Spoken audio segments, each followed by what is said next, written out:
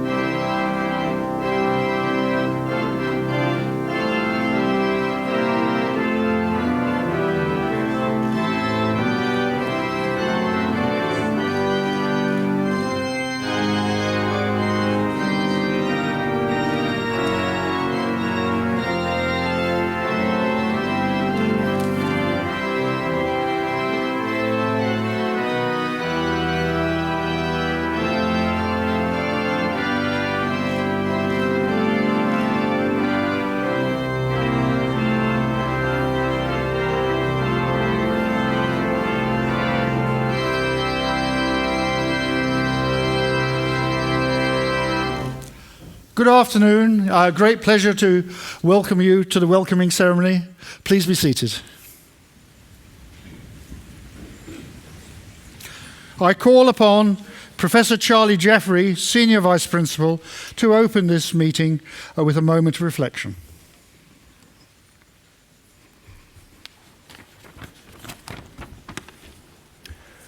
Students, today you begin the next phase of your life. You have the opportunity over the next few years to immerse yourselves in your chosen subjects, to work with each other and with your lecturers to master those subjects, and in that process to further what is the fundamental mission of this university, the discovery and application of new knowledge to the benefit of the community around us. When I say the community around us, I mean, of course, that in Edinburgh, Scotland, and the UK. Yours is a university with a proud civic tradition in this city and in this country. But our community is also a global one. You will find students from around 160 countries here on our campuses. No other of the world's leading universities has such an international student population as we do. That gives you the opportunity not just to learn about your subject, but to do so alongside colleagues of different backgrounds and cultures, and to learn and benefit from their experiences. You'll find that a tremendous advantage as you move through and beyond your time with us here.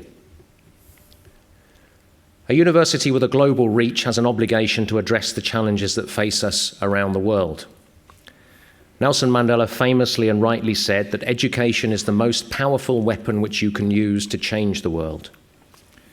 You will see opportunities in what you study to understand better the challenges that face us: war and conflict, healthcare, new technologies, climate change, poverty, and what might be done about them. As Nelson Mandela also said, a good head and good heart are always a formidable combination. But when you add to that a literate tongue or pen, then you have something very special. We hope that you can use your time here to build that something very special as you debate and write about your subjects with your literate tongues and pens. While you do that, do reflect from time to time on all those who helped you to get here, your families, your friends, your teachers. You will, of course, see less of them, but do remember to include them and to keep in touch. They will still be rooting for you and will want to know of the experiences you have and the friends you make. My final word is about the scope of what you can learn about here. Most of you will have the opportunity in the first 2 years of study to step outside your own discipline and take courses in other subjects in other parts of the university. Do take up that opportunity. Our knowledge of the world is often advanced most quickly through the sparks that are created when different academic disciplines encounter each other. Not knowing precisely where the pursuit of new knowledge will take you, what sparks that you will ignite, has to be one of the most exciting things about being at university. So, welcome to the University of Edinburgh, and have fun.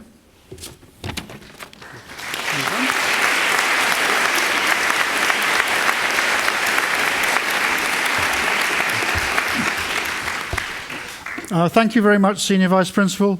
Pleasure to welcome people in the room. This is a very popular ceremony, so it's also a pleasure to welcome those watching us live in Lecture Theatre 1 and in the George Square Lecture Theatre.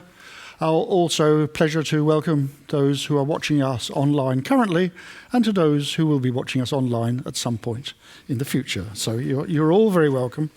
And new students, on behalf of the Senate, on behalf of the University Court, on behalf of the General Council that represents alumni, all staff, and the Students' Association that we're hearing from, the warmest welcome. I'm delighted that we have such important people at the ceremony. I'm delighted that our Chancellor is with us this afternoon. I'm delighted that the Lord Provost of the City is here with us, representing the very strong link, and I'm delighted that we have our new Rector. Students, you getting here was difficult for each applicant.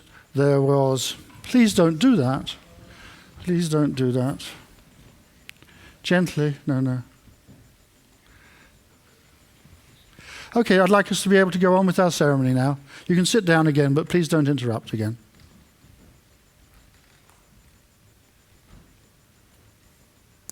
Okay, so new students.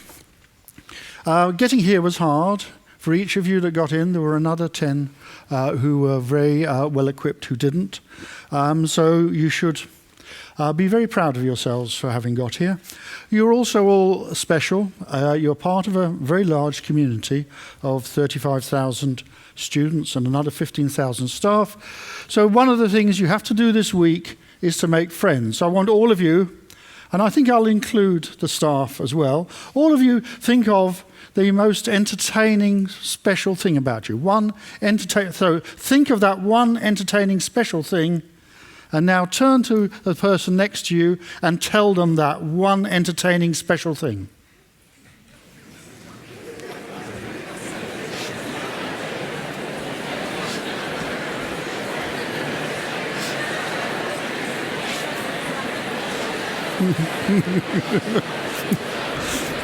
Well, so I'm a good cook. I am, yes. I worked as an underchef, yeah. Yes. Well.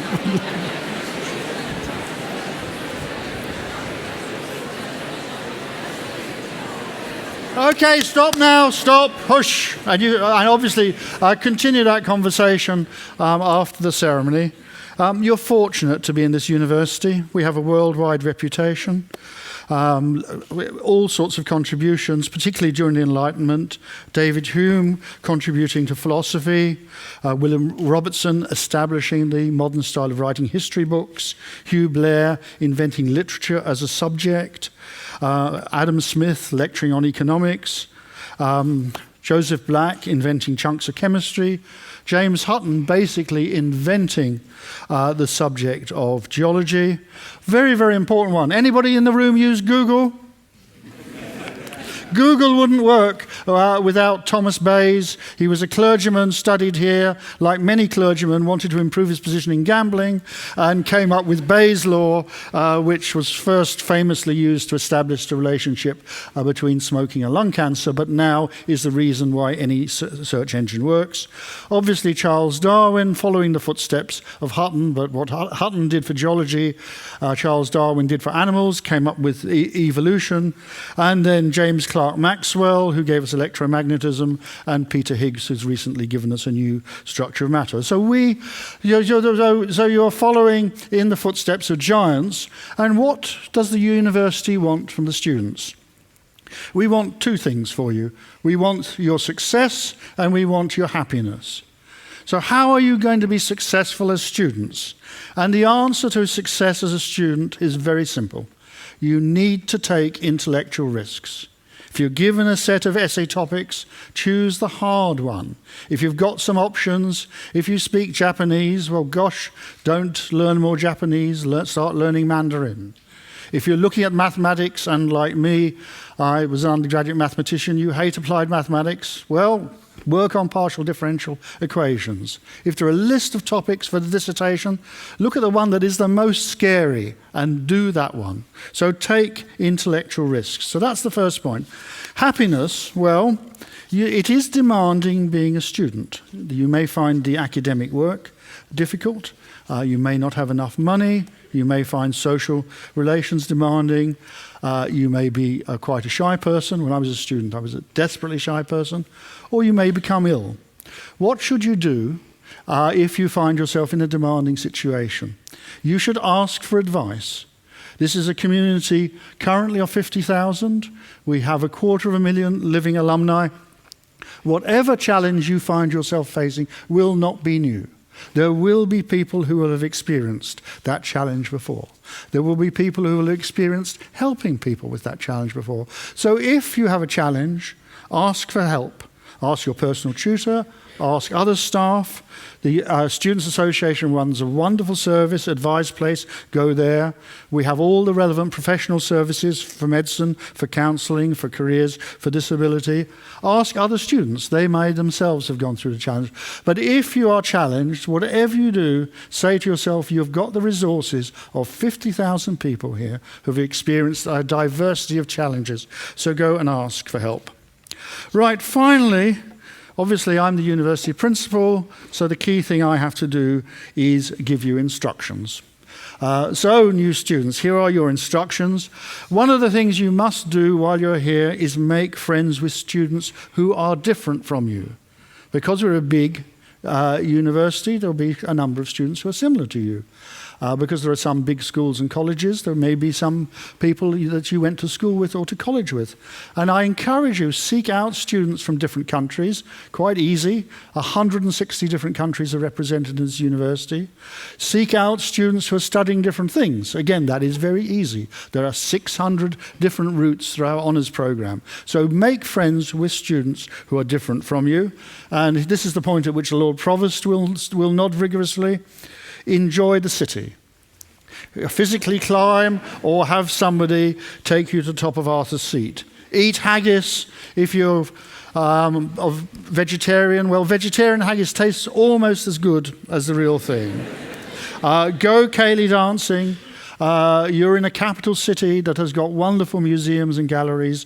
Visit the exhibitions. And when you get to June, stay up all night. We're further north than you think. We're almost level with St. Petersburg. It is an extremely exhilarating time in late June. So obviously this would be an odd thing for a student to do, but I would encourage you at least once, preferably late June, stay up all night. So in summary, take intellectual risks, seek help when you need it, make diverse friends, enjoy Edinburgh, and the best of luck.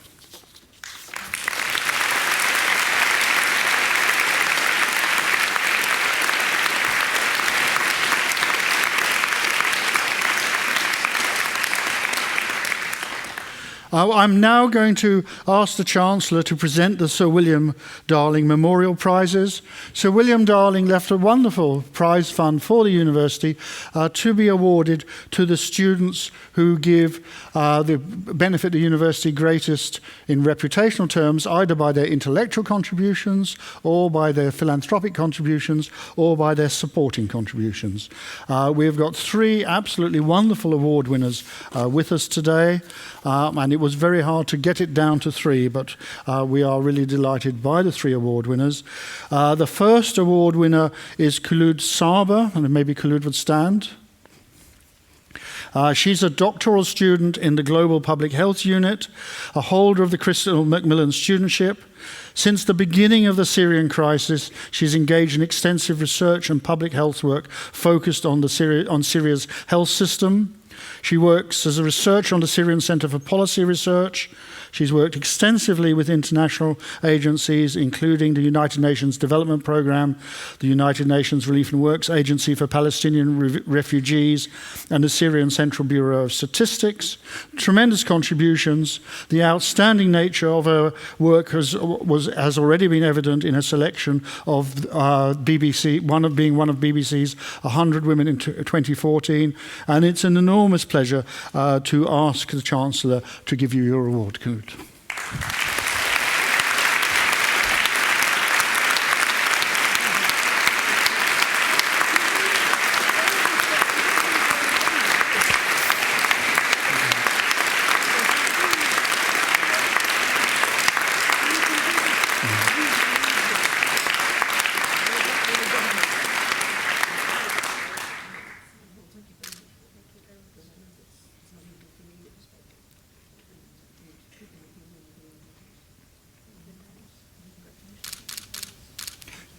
Congratulations. Well done.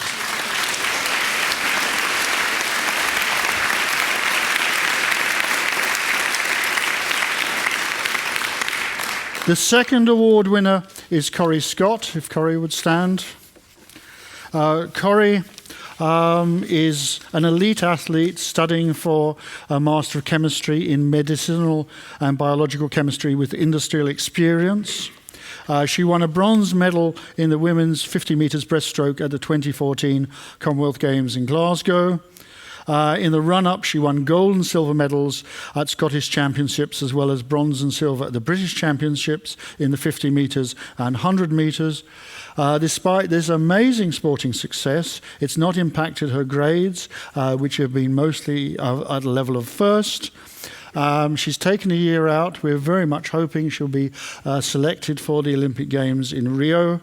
I don't know why she's looking so calm and composed, because she's already spent a number of hours training today, and it's a real pleasure and delight to ask the Chancellor to recognise Corrie.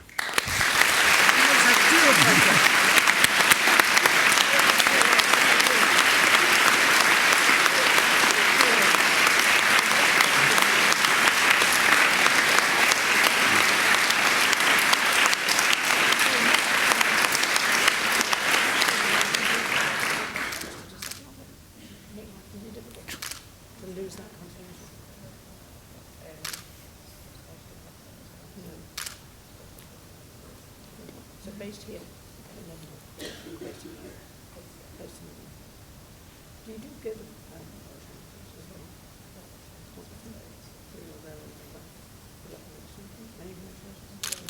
Well done, Corrie.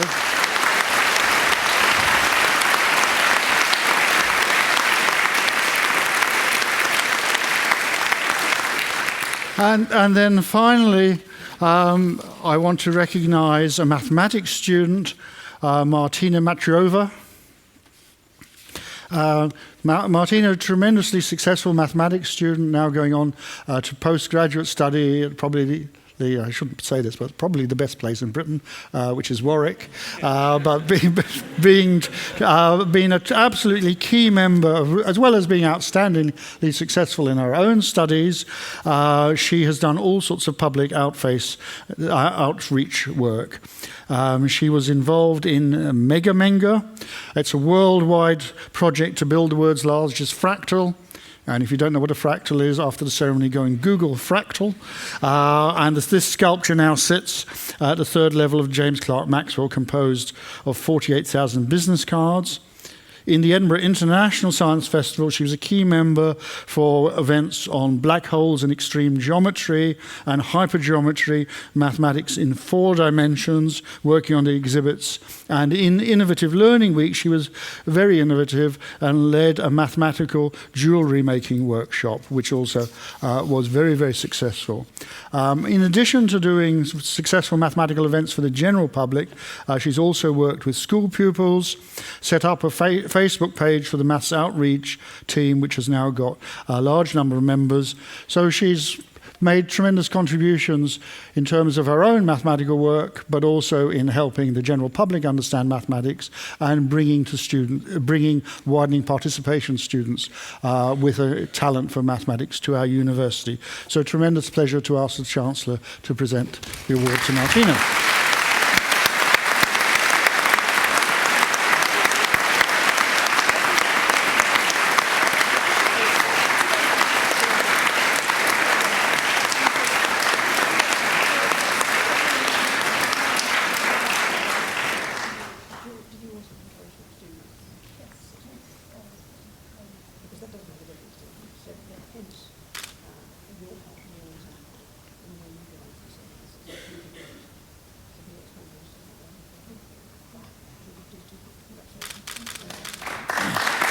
Well done, Martin.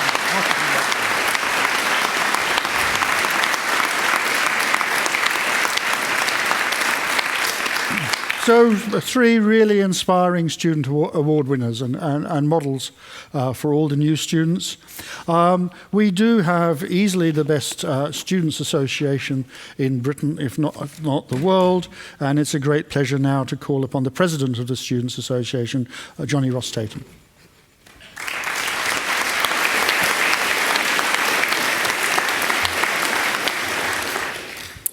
Thank you, Principal, for that introduction. I've never heard us being described as the best in the world before, but we'll see if we can do that. But thank you, everyone, for being here, and welcome. Welcome to those who have come from far and wide, and to those who have come from just around the corner. Welcome to the young and the little older, the fresh out of school, and those who have come to study further. Welcome to the turning of a page, the next step in your life. Welcome everyone to your new university, your city, and your new community. And congratulations on being here. I would like to tell you that 3 years ago, to this day when I arrived, that I was sitting right where you are. But unfortunately I can't. As 5 minutes before now, on this day, I was still sitting in my dressing gown, not quite as fancy as this, mind, gearing up for my next bowl of Weetabix cereal with a splash of semi-skim milk. So one day in, and you've already done much better than me. But what a city you've arrived in.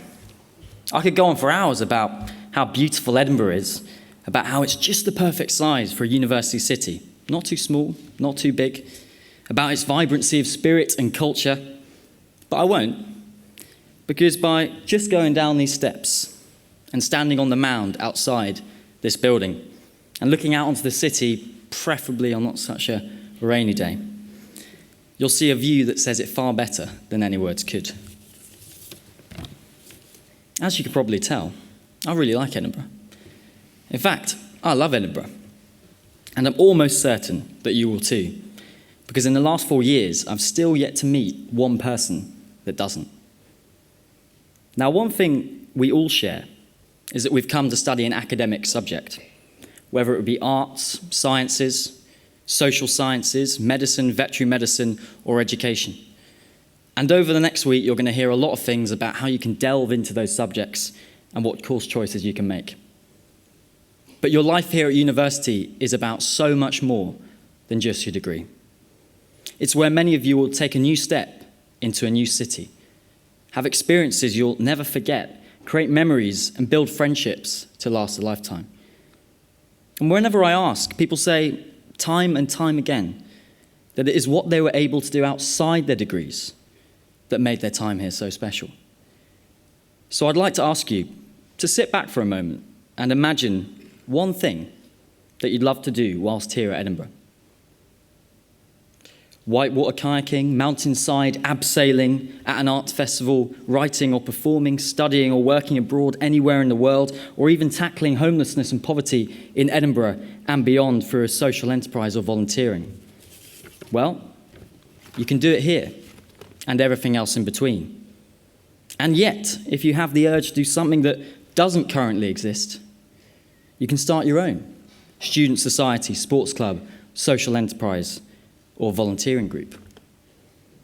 And for many, a love of these activities and experiences not only have supported their well-being whilst at university, but began to shape their future.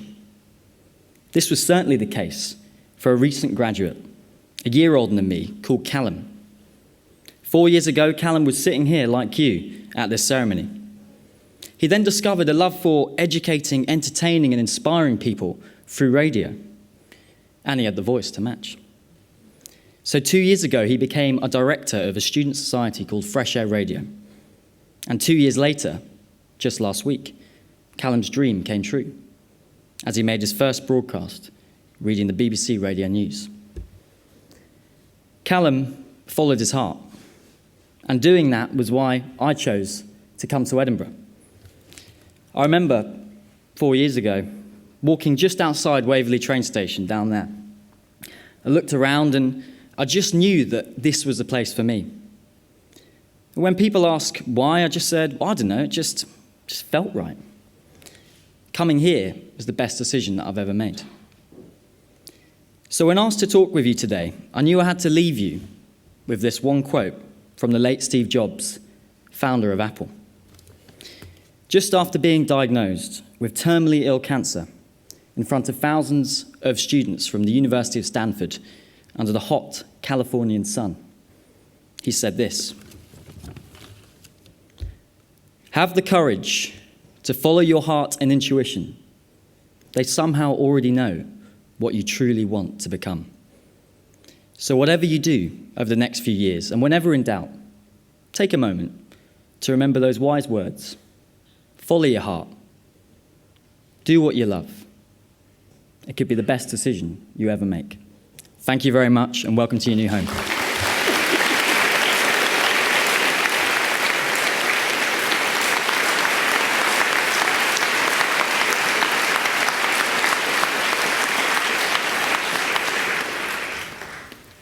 The university also has a brilliant sports association and sports union, and it's a pleasure to call on Marina Sergeyeva to speak to us. Marina.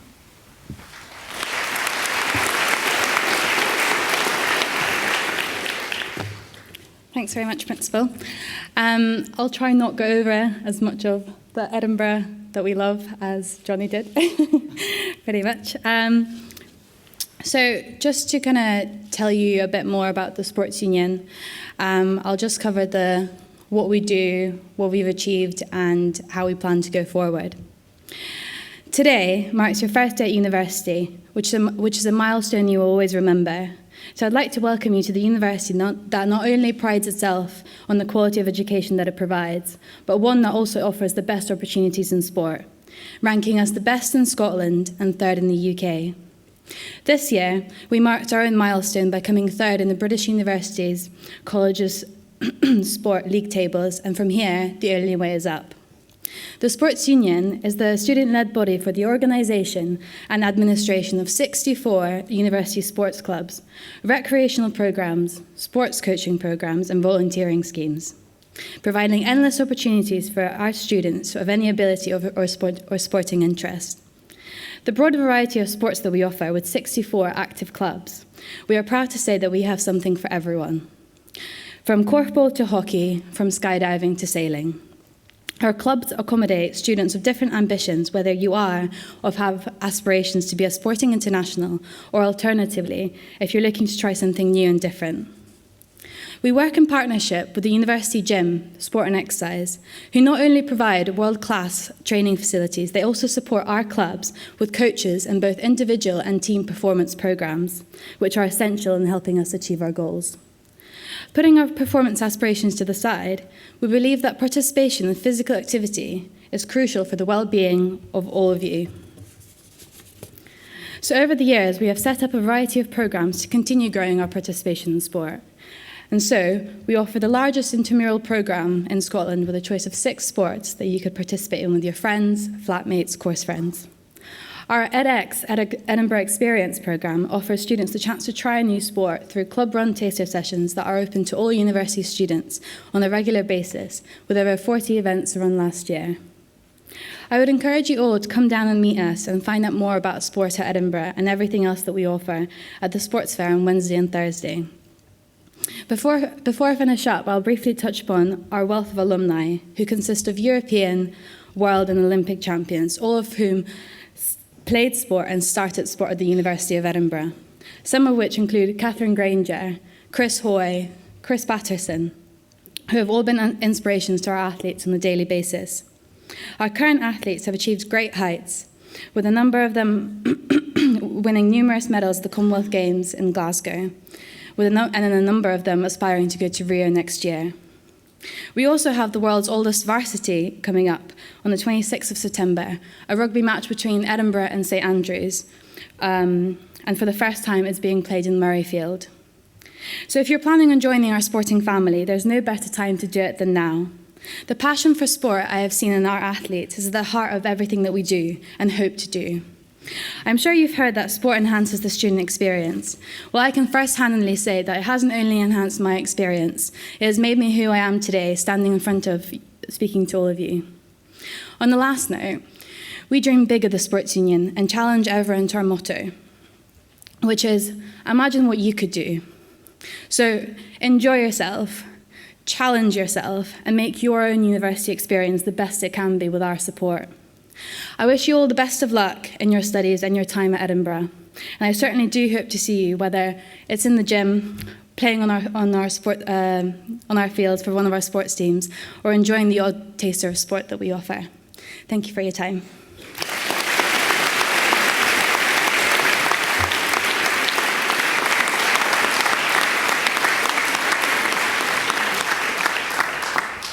There'll now be a musical interlude, and Rona Christie, a soprano with the University Singers, will sing to us.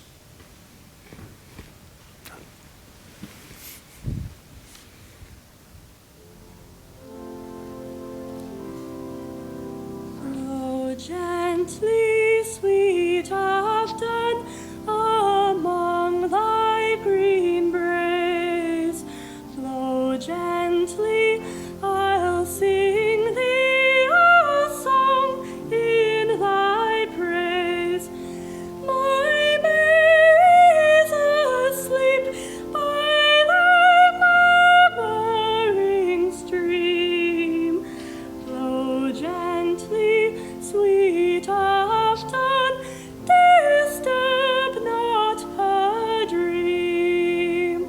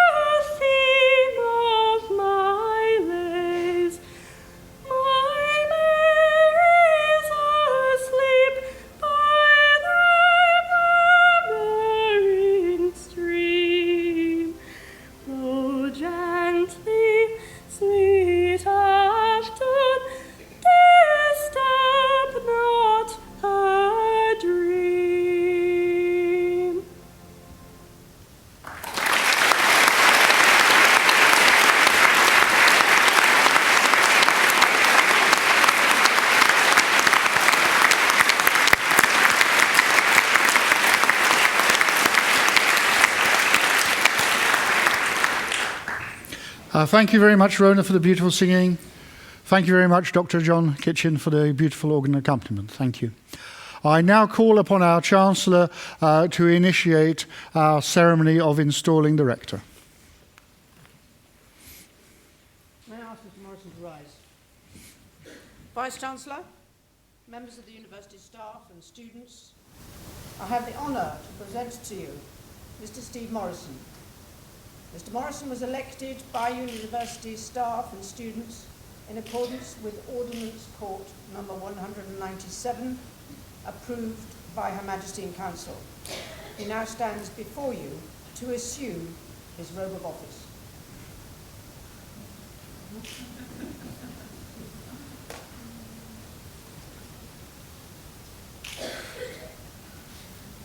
You now stand before us most properly installed as Rector of this university.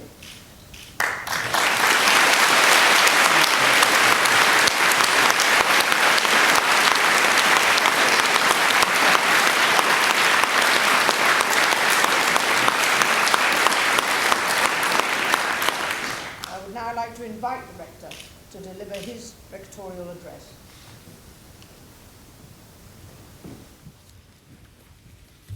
When the university first asked me to try on this robe, I thought they thought it was too long or I was too short. Thank you, Chancellor, Principal, Lords, ladies and gentlemen, family and friends. I am the grandson of a Russian refugee who came to Glasgow to escape the Cossack pogroms of the early 20th century. I chose to come to Edinburgh University in 1965. As Johnny said, it was the best decision of his life. I think in my case, it's true to say, coming to Edinburgh changed my life. 2 years later, in 1967, the European student revolution hit Edinburgh. I was then the director of student publications and got involved in a major controversy. The Edinburgh Student Council passed a motion asking for contraceptive advice and information about the pill to be given out at the Student Health Centre. The then rector, Malcolm Muggeridge, said that the pill, and I quote, might well prove more destructive to civilization than the hydrogen bomb, and that widespread use of contraception was calculated to lead to mental disturbance and moral confusion. In spite of this, the Student Council persisted and asked the rector to transmit the student request to the university's highest authority, the University Court. Malcolm Muggeridge took to the pulpit of St. Giles Cathedral and addressed the 2,000-strong congregation. He would not convey this student demand. He would not announce it. He would denounce it. He didn't believe in a culture of pot and pills. Rather than convey the student's request, he would resign. And there and then, he did. You can imagine my growing goose pimples as I realized that I would likely be blamed for this outburst, as the student newspaper had published a cartoon on its back page, a skeleton of Malcolm Muggeridge's head. I walked out of the cathedral and into the Scottish National Library and looked up the University Acts which created the post of Lord Rector, elected by the students, as then, to preside over the University Court. It was a rather modern invention for 1858 to have the governed elect their own governor. I saw that lecturers were banned from standing as candidates, but there was no mention of students being barred. So the thought struck me, why were we electing absentee celebrities like Malcolm Muggeridge? Why not a student rector? A mildly revolutionary thought. So I became the first student candidate. I didn't get elected, but 3 years later, Jonathan Wills, a student, did. And 3 years after that, the rector elected was an Edinburgh student destined to become Chancellor of the Exchequer and Prime Minister. So I suppose you could say I was the warm-up man for Gordon Brown.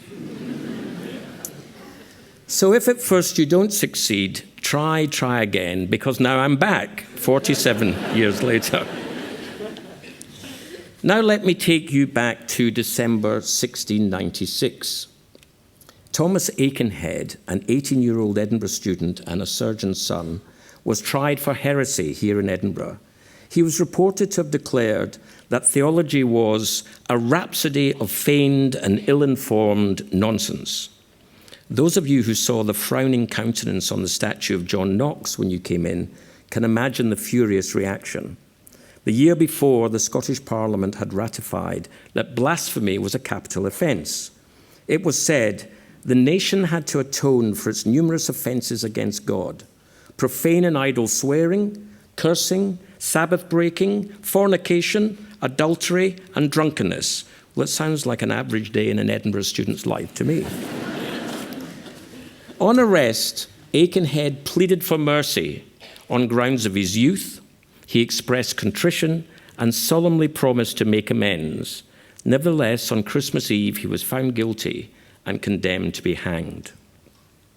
And yet, only 35 years after this event, Edinburgh became the crucible of the Scottish Enlightenment, as the principal said, making advances in philosophy, science, law, medicine, geology, engineering, economics, and even the beginnings of English literature, history, and sociology. It wasn't all sweet reason. David Hume, one of the world's most famous philosophers, failed to get a chair in either Glasgow or Edinburgh University, probably due to his extreme scepticism, but Edinburgh was undoubtedly ahead of its time. Fast forward to now. Who will be sitting in your seats in 10 or 20 years? Will they be older? As Britain's population, aged 65 and over, is projected to increase by 42% by 2030, whilst the 16 to 64 population is only expected to grow by 3% in that time. Will they all be doing 4-year degrees in preparation for their first employment, or will they already be in work, coming here to do short refresher courses to brush up their skills? Will they physically be here at all? As mass online courses expand from the 1.5 million people who've already taken Edinburgh's MOOCs, as they're called, and over 100,000 people have done Edinburgh's philosophy course online. The rise of the digital economy is changing the way we work. More freelance work for more employers, a portfolio career rather than a lifetime in one big firm, more small, high-tech companies, more startups. Some you may start yourselves if you're entrepreneurially inclined. To succeed in these jobs, you will need a wider range of skills than you were taught before. C.P. Snow talked about the great divide between the arts and the sciences, and never the twain shall meet. That won't work today. You will need a sense of arts and technology, science and social science, and of course an understanding of computer science, or the broader term informatics, as Edinburgh's world-class school is called. Informatics is so important that whether you're studying it or not, every student who wishes it should have the chance to do an introductory course, online or in person. I believe that British education has not fully caught up with modern times. We still talk about going to academic institutions on the one hand or technical ones on the other, as if they're mutually exclusive, and they're not. Of course, there will be pure subject exceptions and vocational courses like medicine and law, but most of us will need to be multidisciplinary, not sacrificing depth for breadth. But to put it another way, which those of you who play golf will understand, your education will be more T-shaped, broad at the top, deep in the middle with a finely honed tip, the shortest bit, your specialism. You are all very lucky. You are at a Scottish university. The Scottish system with its 4-year courses allows you to do more subjects, and Edinburgh leads the field in multidisciplinary options. If you are studying electrical engineering and you want to be a sound mixer in a West End musical, you will need to study music too. Now the Edinburgh College of Art has merged with the university, you can. We will need to refine our social skills too, the ability to work in teams and to organize effectively. As machines become more sophisticated, we need to hone our creative skills, brainstorm more, and pool our ideas. Yes, there will still be some lone rangers, introverted geniuses working on their own, but for most of us, to get the best out of Edinburgh, you need a sense of collegiality and to embrace friendship. Teachers, tutors, critics, guides, helpers, navigators, but most of all, friends. Reach out for credits outside the classroom.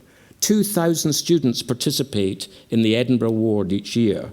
They volunteer, do outside projects, internships, and even co-create with their tutors their own student-led courses with the help of the Edinburgh Students' Association. My vision as your rector is very simple. Tailor your education to fit you. Discover the crown jewels that Edinburgh has to offer, its cutting-edge research, like tissue regeneration in medicine, or its imminent access to NASA's humanoid robots, which the principal told me will be 12 feet tall. Explore the leading ideas of the time, even if they're outside your own subject area.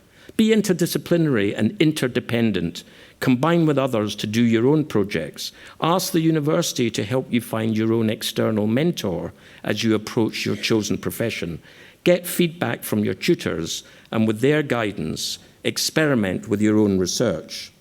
We students argued for this back in the 1960s, but you are probably the first generation that can do original research from day one. Computers, tablets, and mobiles have given you the tools. It's a very exciting vista. It's a great time and a great honour to be your rector. The Scottish Government is bringing in a new act to change the rules of membership and election to universities' ruling bodies. And universities are worried that too much central control could destroy academic autonomy and reduce the standing of Scottish universities like Edinburgh internationally. But there is one thing I do agree with. The government wants chairs of all Scottish universities to be publicly elected within their institutions. In Edinburgh, we do this already. Every student, that's all of you, and every member of staff, academic and non-academic, has a right to vote for your rector who presides over the university court. That is our inclusive Edinburgh model. And I respectfully propose that every Scottish higher education institution should follow this democratic example when electing their chair. But as the bill is currently drafted, in the ancient Scottish universities, the rector's meaningful role would be undermined unless it is made clear that the elected chair of the court will continue to be called the rector. It is up to the other universities to call their chair whatever they wish. I would hope that the Scottish Government will hear the call from Scotland's ancient universities, from our staff and students, and the position of rectors should continue. Otherwise, this could be the last inaugural speech by a rector of Edinburgh University. Ironically, I may have been the first student to ever stand for rector, and I could be the last to be elected the rector. Personally, I think the Cabinet Secretary for Education will agree that we should have a modern-day rector. It's a uniquely Scottish democratic tradition and an enlightened one. With all of your help and support, we can sustain it for the next 150 years. Enjoy Edinburgh. Thank you.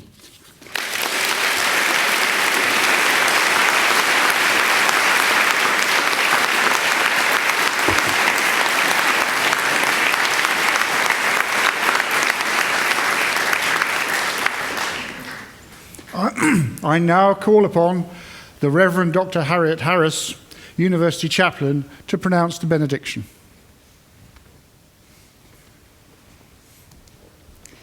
Well, after everything that we've heard this afternoon and before we take our leave, I invite us to give thanks for our Chancellor, our new Rector, our prize winners and our new student officers, and for all the people down the ages and today who make our university what it is.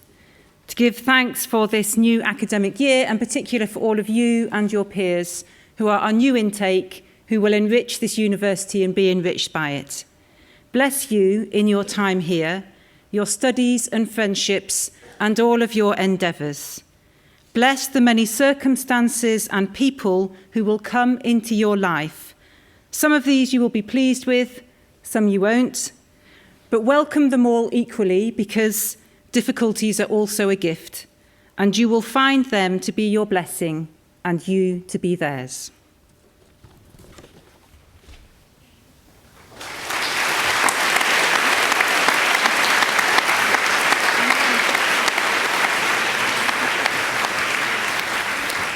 That was a really excellent benediction. As Professor Foster will nod when I say that it's not normal for audiences to applaud benedictions. Well done, Harry. So we've now finished our two ceremonies, and I invite you to rise.